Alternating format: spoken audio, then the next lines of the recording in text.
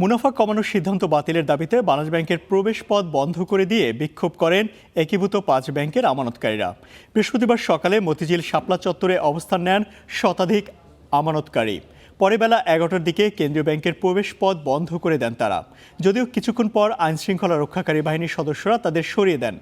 বিক্ষুব্ধ আমানতকারীরা অভিযোগ করেন, সাবেক governor doctor Ahsan H Mansur একক সিদ্ধান্তে 5 ব্যাংকের আমানতকারীদের 2024-2025 সালের আমানতের মুনাফার হার কমিয়ে 4% নির্ধারণ করে।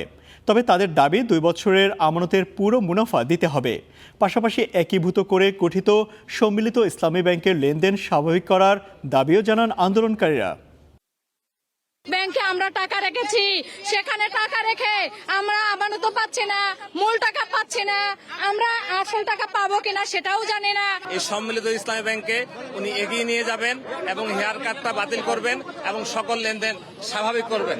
আমরা হেয়ার কাট মানি না, মানব না, এবং আমাদের সম্মিলিত ইসলামিক ব্যাংক অন্যান্য ব্যাংকের মতো যেন স্বাভাবিকভাবে লেনদেনটা হয়, এটাই আমাদের মূল কারণ।